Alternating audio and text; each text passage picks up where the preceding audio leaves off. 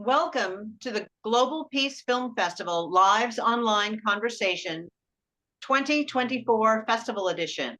Please join me, Kelly Devine, the head programmer, and Nina Strike, founder and festival director, in conversation with director Vanessa Hope from the film Invisible Nation, which you can see as a part of the upcoming programming for the 2024 Global Peace Film Festival. Our in-person screenings begin September 17th and run through the 22nd. Our virtual programming begins September 23rd and end on the 29th. Information about all of our films, ticketing, and other events can be found at our website, peacefilmfest.org. And now let's welcome Vanessa to the conversation to talk about this really intriguing film, Invisible Nation. Thank you so much, Kelly, for that wonderful introduction. And thank you, Nina, for having me. I am honored to be a part of your film festival. And I absolutely love the title, Global Peace Film Festival. That is what we're about with our movie. That's wonderful. And thank you for being with us now. This is the second of your films that we've had in the festival, and thrilled to have you back. So to start with, tell us about Invisible Nation. Yes. Invisible Nation actually continues the journey for me from my first film, which you programmed. The first film looked at President Obama's U.S. ambassador to China, John Huntsman, as he worked on the U.S.-China relationship. And this new film, Invisible Nation, takes the perspective of Taiwan and what the people of Taiwan want and need in the world to solve their global geopolitical predicament, which has everything to do with the U.S.-China relationship and their fuzzy position within it and how they want to be seen and heard. And I had an inkling that they might elect their first female president in January 2016. So I joined a delegation, an international group, to monitor that the elections were free and fair. And that was my way in to Taipei during that election moment. I worked with local camera and crew, and we captured the win of Taiwan's first female president, Tsai Ing-wen. And I had this idea that it was such a historic landmark moment that if we could possibly gain access to President Tsai Ing-wen, that we would really have a unique perspective on what Taiwan wants and how it wants to be seen and heard. And so, Vanessa, you've already touched a bit on, why you think this is an important project. But could you maybe unpack a little bit more about why this particular story would be important to Americans in terms of just discussions of small d democracy and how political processes play out? Absolutely. Again, the first experience I had of democracy in East Asia was actually looking at China and what was happening politically in China. But when I first lived in Taiwan, it was the year 1995-96, which was when Taiwan had their first direct presidential elections and became a democracy. And China was firing missiles at us on the island. So the U.S. foreign policy has played a big role in questions of democratic development in China and in Taiwan. But in the story of Taiwan, I think the fact that they were able to elect their first female president in 2016, and that is coming off of a democracy that began in 1996, that is major democratic progress and advancement in a very short period of time, and a deep understanding of what it means to live in a military dictatorship without rights and freedom and democracy, because that is what the people of Taiwan lived with up until 1987. They were under martial law from the period of basically 49 to 47 to 87. Well, 38 years, 49 to 87. It's the second longest period of martial law in history in the world now after Syria. But it is a place that has deep meaning to the world. It should, because it's such a high functioning democracy. And the people of Taiwan are very sadly under threat of invasion from China, who claim the island as a province of China and are basically constantly threatening to invade and have been for decades. And the United States is the only unofficial diplomatic ally of Taiwan that is sworn to defend it militarily, and that really pays attention to what China is doing in terms of the US needing to build alliances, because Taiwan is in the first island chain, which includes Japan and goes down to the Philippines. And if China were to invade Taiwan and take it over and turn it into a military base, that would change the entire system in the Asia Pacific, and it would put every democracy there under threat. And that's South Korea, Japan, that's many democracies. But it's also a danger to people's lives. So I know that people care also economically about Taiwan, and they point out its importance to the semiconductor industry. But from my perspective, it's the lives of 23.5 million people that we should all care about, and a democracy that we can all learn from, and people who are just so worth knowing. Well, and Vanessa, just listening to you describe that, and having seen the film, I know that, many members of the audience who watch this will be surprised, I think, and will have their own sense of the importance of democracy reawakened by seeing the Taiwanese devotion to the project, and how much democracy actually is a form of peace. But what, as you have been following this topic for quite a long time, what surprised you as you were making this particular project? Really, I am continually moved when I watch the film, and I've watched it many, many times, by the resilience of people in Taiwan who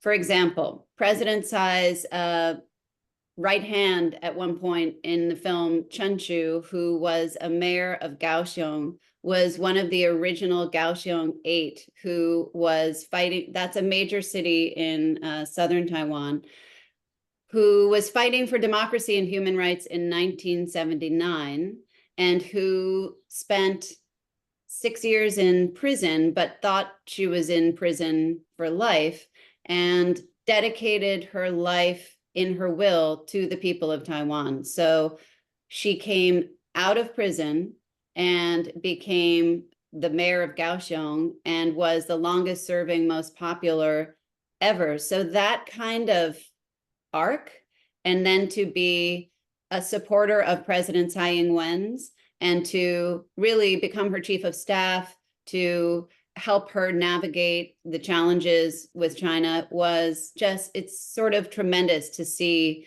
and meet women like that. And in fact, I know many were actually inspired by the women's movement in the United States. So there's just such a constant interplay. We do live in a globalized world. It's the Global Peace Film Festival. We need to acknowledge our fingerprints on each other's history and our relationships to each other internationally. Well, that's a wonderful way to segue into my next question, is that one of the missions of our festival, we are not a typical film festival that is solely devoted to the craft of filmmaking. Certainly we look for beautifully made films such as your own, but our primary focus is to look at models of peace, opportunities to have in-depth discussions with our audiences that we hope people will take models back or ideas back into their own lives and their own communities. Some films even have very well thought out impact campaigns. Others are more there for sparking and inspiring thoughts. So could you tell us about, what your wider expectations are for how this film moves out throughout the world? Absolutely. And I'm so happy you asked me this question, because the spark for the film, after I had this idea of could we possibly gain access to Taiwan's first female president, came from this idea of women, peace, and security. And there are many books I've pointed people to in my Substack. My husband, Ted Hope, got me writing a Substack. He has one called Hope for Film. Mine is called A Question of Peace. I reference books by Valerie Hudson. She's always one of many co-authors, but she wrote a book called Sex and World Peace that I had read before I began the journey on the Taiwan story. And so our first major grant came from the Compton Foundation in San Francisco, and it was to focus on women, peace, and security, why women matter in leadership positions to peace and security. When women are present in peace negotiations, those peace negotiations or agreements, they last longer and they're more stable. And when a country has greater equality between the sexes, they are more peaceful domestically and on the world stage. So it's critical to understand the role of women in peace and security. And I think we don't have enough of a grasp of that in the United States. We don't even have an Equal Rights Amendment for women in the Constitution. It's been ratified in 38 states, but it's not published in the Constitution. These are things that we might hope a future Harris administration might handle. And in terms of breakthroughs and impact, we're really keeping our fingers crossed about this possibility that a screening of our film may happen at the White House or on the Hill, that it might happen in the UK Parliament, in the EU Parliament, and that an invitation for such screenings might be extended to former President Tsai. Because while we filmed this movie, President Tsai was in office. We've been told it's the second film ever made by an American filmmaker with a sitting head of state. So it's over her 2 terms. But President Tsai stepped down in May. So we are hoping it will happen. It would be a major breakthrough for Taiwan, and ideally less of a big confrontation with China, because she is not a sitting head of state right now. I don't know if you've seen the news lately about how when President Tsai was visiting New York City in 2019, which is a moment we capture in the film, there were some Chinese officials who were working for some American politicians, Hochul and Cuomo, who were blocking President Tsai and her delegation from certain invitations and reporting back to the Chinese Communist Party. So we didn't know that was going on when we filmed in 2019. We just witnessed the 2 sides having conflict, but just protests. But anyway, we hope that we can make a difference and that it can move peacefully, because this is all about peace. Peace is what we want. Peace is what we're aiming for. Peace for Taiwan. That's fantastic. Yeah, peace in a way that they can hold on to what they've built. They can hold on to their democracy. They can maintain the way of life that they have built. They don't have to have peace at the hands of a bully telling them what to do, taking over. So for people who come to see this film, and for people who are watching this interview right now, what can they do to support your work, to help you achieve what you want to achieve with the film? And also, please tell us what's next for you. Oh, thank you. really, we just are so grateful for audiences coming to see the film. That has been an experience unlike any I've had before. This film has really played theatrically for audiences who are deeply moved and continue to spread the word. That's wonderful. To connect with people, sharing and spreading Taiwan's story. That's the goal, and for audiences. And for the next film, I can only say that I want to look at democracy in our country in this election year, and that I went to my first Democratic National Convention and started filming something new. Well, that is an intriguing little bit to leave us with. A lovely kind of cliffhanger to make sure that people will keep track of your work and keep checking in with you. And we're going to be anxious along with them to see how this new project turns out. So thank you, Vanessa, for that. And thank you for this conversation. Thank you so much, Kelly. And thank you so much, Nina. And thank you to your Global Peace Film Festival. I love being a part of it. Fantastic, fantastic. And we also want to thank everyone who has watched and listened to this particular Glow. We want to remind you that we have had the pleasure of speaking with Vanessa Hope, the director of Invisible Nation. And if you want to learn more information and follow the film, please go to invisiblenation.net.